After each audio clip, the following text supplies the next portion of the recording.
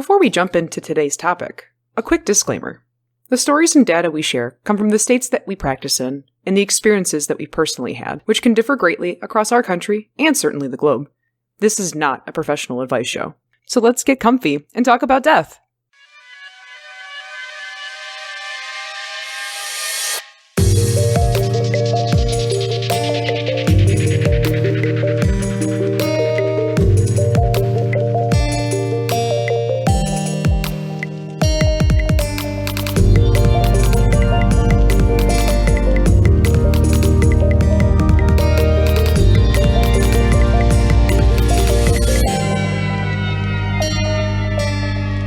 Hello, and welcome to MortMic, a down-to-earth discussion on death and dying. I'm Jem. And I'm Red, and we're your educators of the existential this week. Yeah, so today our topic is going to be a little bit educational.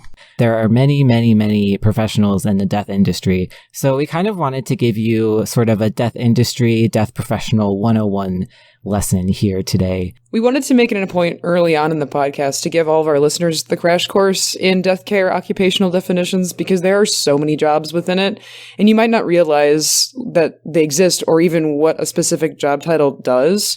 So there's an incredible amount of vocabulary that pertains to funeral industry and is oft unknown and many times confusing for those who don't interact with it on a daily basis.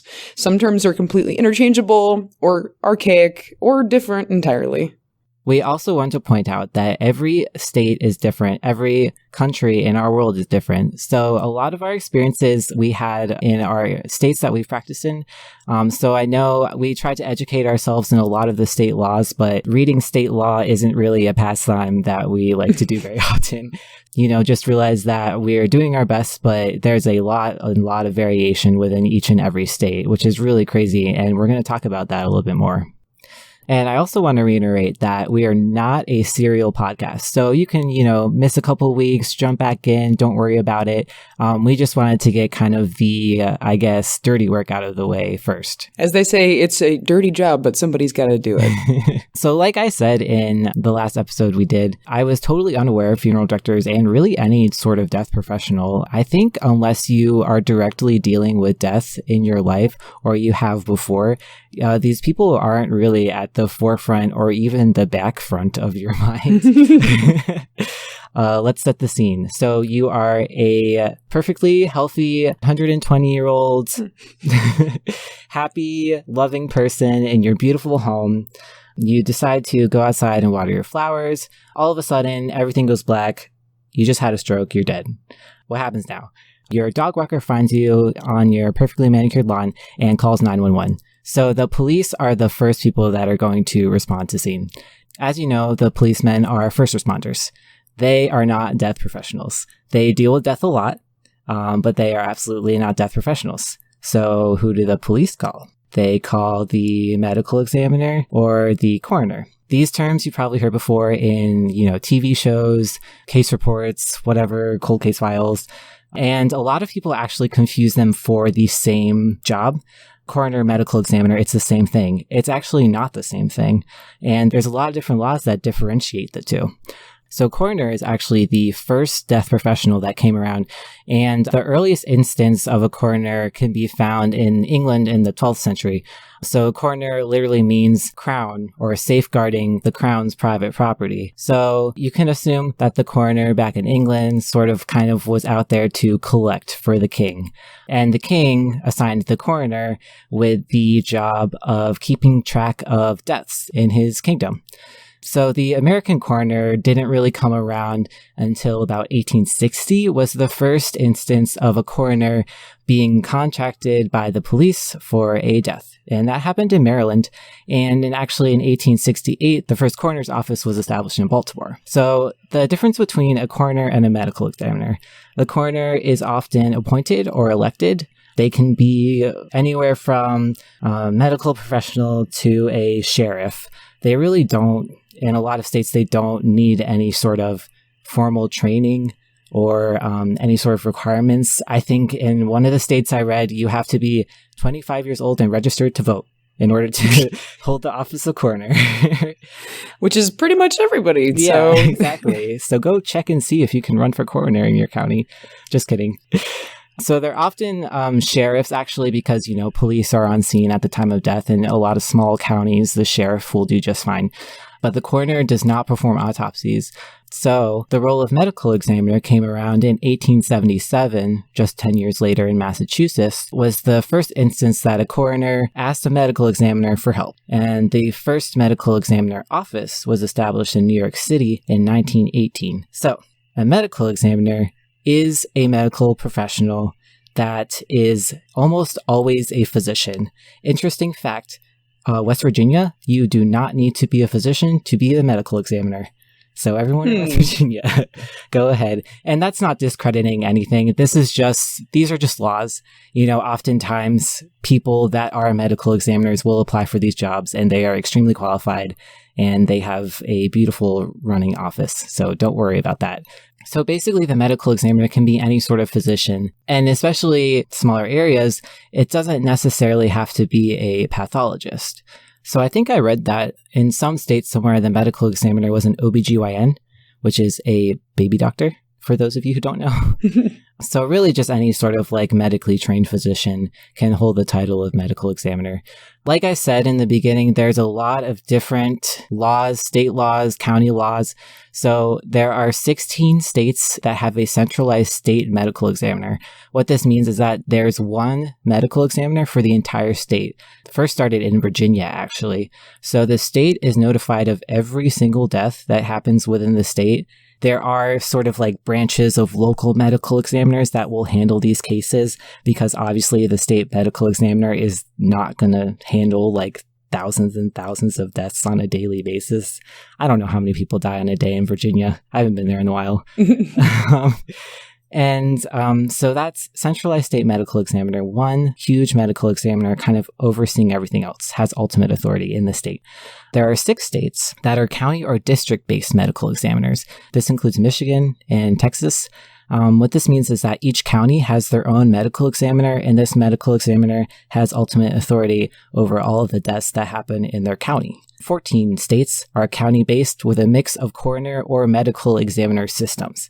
These are California, Washington, Ohio. So what this means is that each county either has a coroner or a medical examiner, depending on what their, specific needs are and how their government system is set up. 14 states have only coroner systems. So this would be Colorado, Louisiana. And if you're interested to see what your state is kind of, handling, or what's going on with your state medical examiner's office, you can go to the CDC website and look up your state. It's actually really cool to see all the different states and how they kind of handle their death situations. So in modern times now, a lot of medical examiners are also pathologists or forensic pathologists. And what this means is that you're a doctor that studies and specializes specifically in pathology, which is the study of diseases. So what you spend your entire schooling career is learning every disease, how it affects the human body. So you can see obviously why these people are specialized to kind of figure out why you died, what's going on, and to be able to sign a death certificate and give you a cause of death. One of the accrediting agencies for medical examiners is called NAME, N-A-M-E, and they are one of the biggest accrediting agencies for medical examiners' offices, but only 42 offices in the whole country are accredited by NAME, and I work in one of them, just saying. But that's only, those offices only service 23% of the population.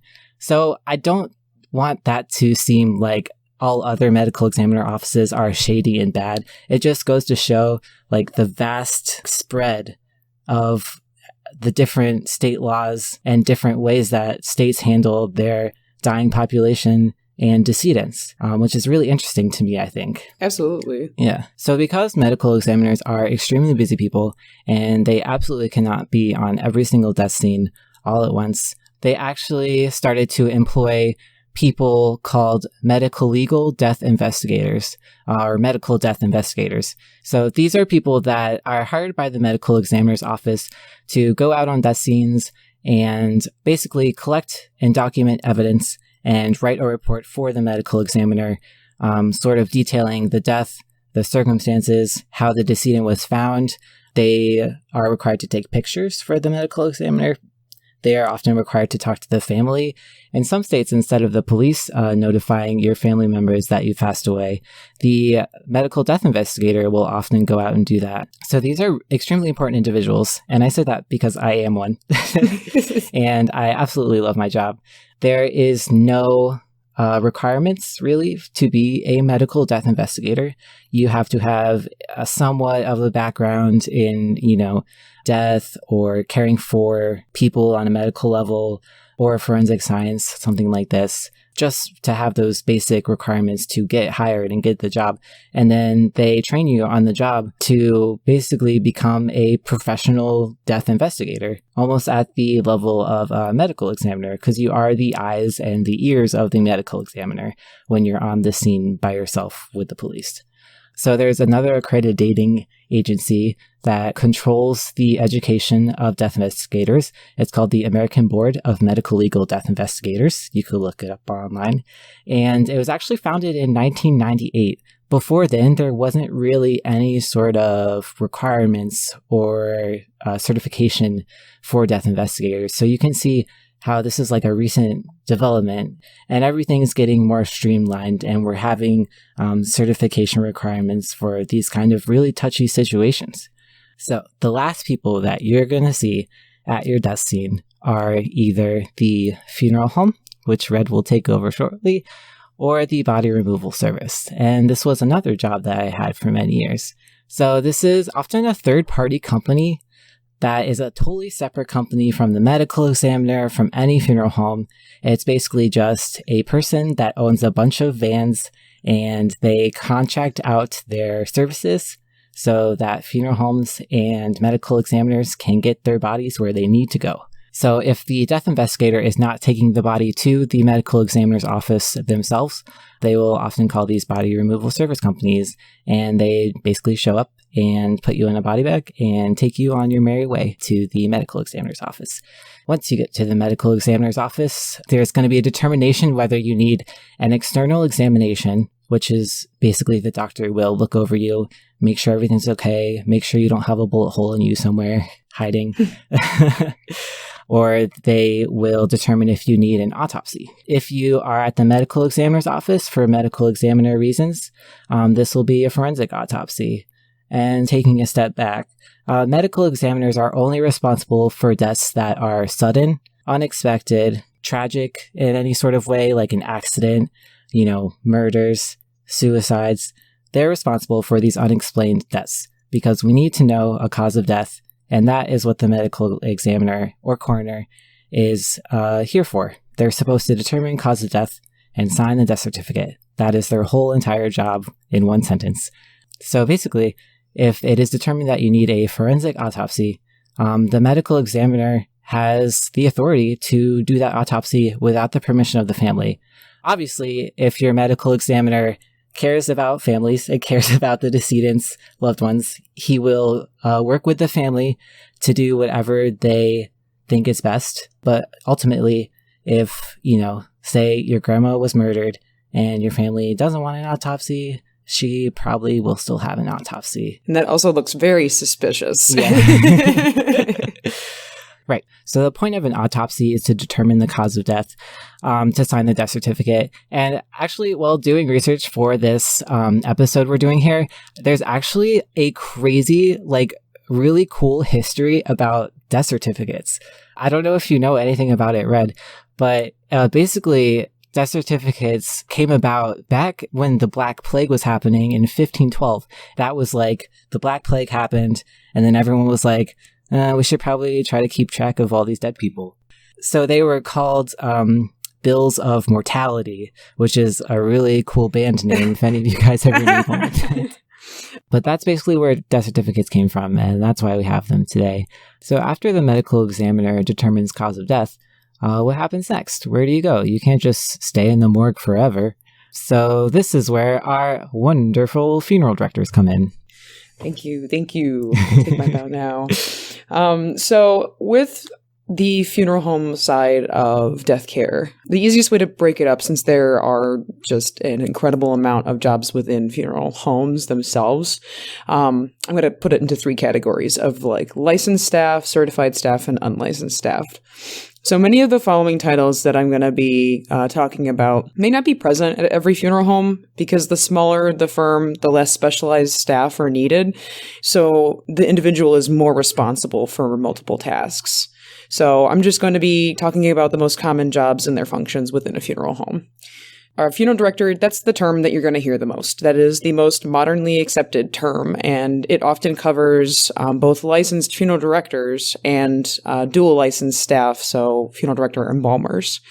Funeral directors handle the at-need arrangements with client families and merchandise selections, and they do follow-up and planning of funeral events and then the conducting of funeral services themselves. Many states have separate licenses for funeral directors and embalmers, so a lot of people just might only have the embalmers' licenses. These staff coordinate transfers of the deceased into the funeral home's care. They also handle preservation of remains and presentation of the deceased, which is dressing, casketing, cosmetizing, and sometimes restoration, depending on if there is any trauma present in the case. Mm-hmm. So when you might hear those terms modernly, but there are some other terms that you might be familiar with, such as mortician and undertaker. And so what a mortician is, this is the pinky in the air term for a funeral director. It was coined around 1895, and it was during a meeting of Funeral Directors Association of Kentucky. And basically, it's a combination of the word mortuary and physician. This is actually my favorite term. I think it's a little more macabre, which is why I like it, but I think... That's really funny to me, to be honest. Yeah, definitely. So, but I think for the same reason is why it's not really used very often, because it is a little bit darker. But I think some states actually might consider dual licensure. So being a funeral director and embalmer, they might actually use the term mortician more often for a dual licensed person. Mm-hmm. Then undertaker, that's the ye olde term for funeral director, like origin stories term. It can be a little confusing of a term because the definition for the word undertake is just anyone who undertakes a task. So you could be an undertaker of a sandwich shop or, an undertaker of a gas station. So eventually back in the day, the term undertaker was linked specifically to those who undertook the business of death. You'd be pretty hard pressed to find anyone utilizing this term in casual conversation nowadays. Except bluegrass musicians. Or people who like wrestling, I guess. So those are going to be your licensed staff. In the United States, there's only one state that actually does not require licensure for funeral directing or embalming. Can I guess what it is? Go for it. Colorado.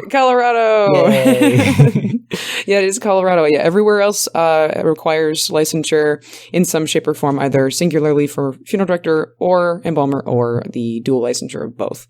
And as Jem had said, that does not make Colorado like a sketchy place to have your loved one die. It's Absolutely. Just that they have different laws. So you'd be well taken care of in any state by most funeral directors and embalmers, whether there's licenses or not. People get into this for the right reasons. I hope so. I would hope so too.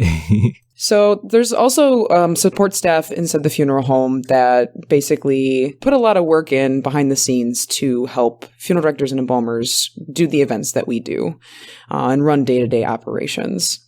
So during a visitation or a service, you'll have associates or greeters. These people swing the door, quote unquote, swing the door, essentially just inviting people in and directing them, attending to anything that might be pressing during a visitation or a funeral. There's also your coach and limo and escort drivers that assist with processions going to cemeteries, from funeral homes to cemeteries, churches to cemeteries. Basically, anytime you need to be coordinating a large amount of people and vehicles. And then there's also certified celebrants that can help plan personalized ceremonies for families.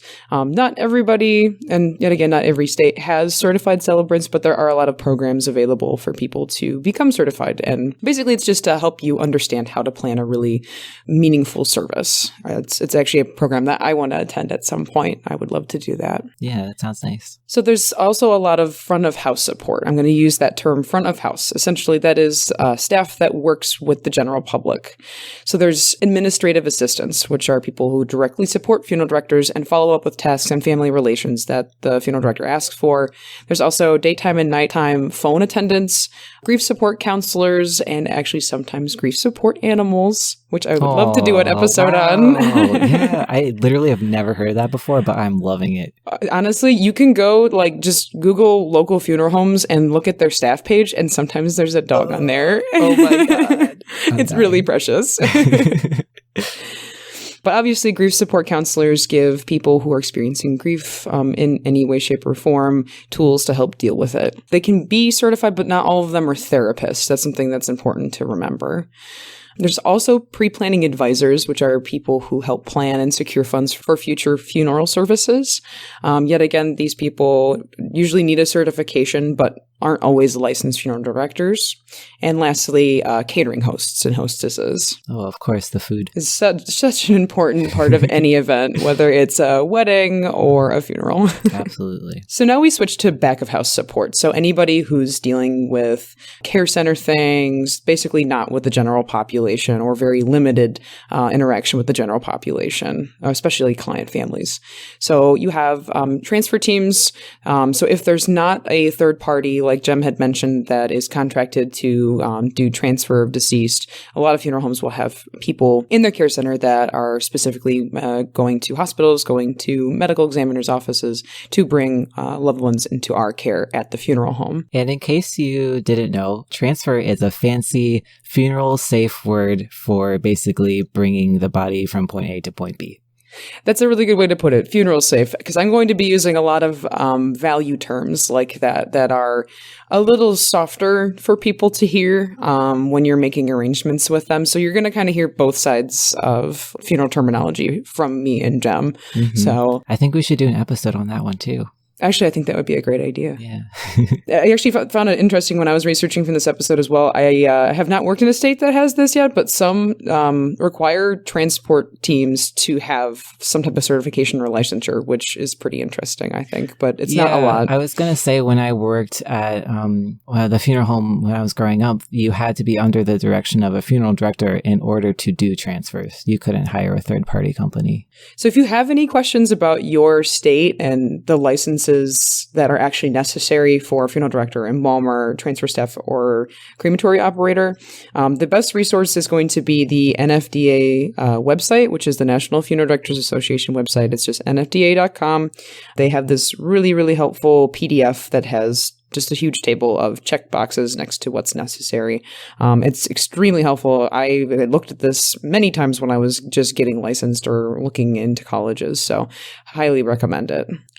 You also have crematory operators. They obviously handle cremations and also can help with filling of urns and things like that. Not all states require certification for this as well. So then we also have office staff and kind of like an et cetera category for assistant staff, support staff. So accountants, HR representatives, death certificate processing, graphics and printing department, IT support, maintenance staff like groundskeeping, fleet upkeep, repairs, and then housekeepers. There's a lot of people that keep things running behind the scenes, just like any other, company or corporation. Yeah, I want to throw in that I totally forgot to mention, but there are absolutely these people involved in medical examiner offices as well. Exactly, because if you had to do what a medical examiner or a funeral director does and do all that, I honestly don't know how small funeral homes deal with it. I really don't. To kind of explain some chain of command, there's going to be a location manager, which pretty much is always going to be a funeral director as well. Depending on large firms with a lot of different locations, you end up sometimes having general managers or operations managers. And then at the very top sits owners or president, CEOs. Sometimes they call themselves different things. But yet again, pretty much all of these people are licensed funeral directors. Something that I wanted to also mention, some people that you end up finding around a funeral home are people involved in the educational fields. So you'll see apprentices sometimes. These are people who are doing on-the-job training to become licensed. This is usually after a college education, but not always. Some states do have essentially on-the-job training in order to take tests to become a funeral director instead of doing a college course, but yet again, not all states. And then practicum students. We had to do this at the college that I went to, essentially during your education in college, you basically had a day set aside that you would go to a funeral home and have on-the-job shadowing as part of your education. The last thing I wanted to mention is staff outside the funeral home. A lot of the previously mentioned titles actually can be outsourced to third-party companies, so things like transfers.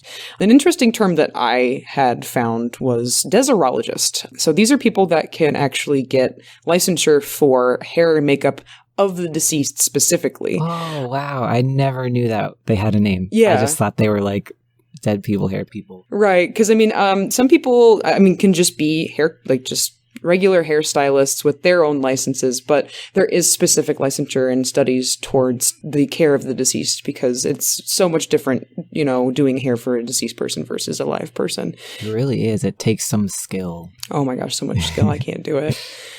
But some funeral home staff, like embalming staff, and then hairstylists on staff can do this. So it's not always necessary to have a deserologist. But there's also, of course, places that we work with, like florists, cemetery staff and grounds crew, vault, casket, and monument companies, and clergy and church staff. I could go on for all of the companies that, we work with that help us do what we do every day. But then this episode could go into next week. So absolutely. This list by no means is exhaustive, but now I am. That was a lot. Yeah. Absolutely. Like you said, there are so many people involved in the death industry. If you are interested in being involved in the death industry, I can guarantee that there is a job for you. There were a couple of outlier jobs that I wanted to mention. I've heard of this term a couple of times before, but the death doula is... The doula. The death doula is this kind of new and up-and-coming thing that is sort of synonymous with the home death, kind of like a death midwife, if you want to put it that way. I think they're called death midwives a lot of the time. Basically, they're a non-medical professional, and they're sort of like this holistic, spiritual, mind and body kind of guides and approach to death and dying and dealing with that. So as you would hire a midwife to, birth your child holistically, you would hire a death doula to kind of escort you through death holistically. And there's also opportunity in the grief and mourning aspect of the death industry. Interestingly, I have recently discovered this volunteer program called No One Dies Alone. And basically these people go to hospitals and they sit with people that are suffering from illnesses, fatal illnesses, and they don't have any family. They're alone. Unfortunately, there are a lot of people like that come through the hospital. So No One Dies Alone is a volunteer idea where you sit with this person as they die. And, not a lot of people can do that. So if that is something that you think you can do, I would definitely check it out. Seems like a very, very fulfilling experience. I've never heard of that, but it's absolutely something that's necessary and honestly really beautiful to be able to provide that service to somebody. Yeah. And on that note, too, if you're a trained certified social worker, you can also work in offices of decedent affairs, working in hospitals, or even with medical examiner's office these days are starting to hire social workers, helping deal with these grieving families who've lost a loved one. And, it's shocking and it's hard, and a lot of people experience it in many different ways. So there's a lot out there for you to do in the death industry, more than even what we talked about in this episode. I forgot to say a bunch of stuff, but I was just way too excited. I know, this was super dense episode because there's just so much. Another dense episode. And that's all for this week on MortMic. We'd love to connect with you guys on our socials. Like, follow, and subscribe to us on Facebook, Twitter, and YouTube at MortMic Podcast. That's MortMic Podcast. It would mean a lot to hear your feedback, so please tell us what you think in a comment and drop us a rating on whatever podcast hosting site you use. If you have any suggestions on topics you'd like to hear or burning questions you may have about death, shoot us an email at mortmicpodcast@gmail.com. I also want to thank our friend Marson for the use of his song titled Deputies of Death, which he produced just for our show. You can check out more of his music at Marson Music. That's MARSON music.bandcamp.com. Thanks, Marson. And be sure to tune in every other week on Thursdays for more casual discussions on death. Thanks so much for listening. This has been MortMic. Bye. Bye.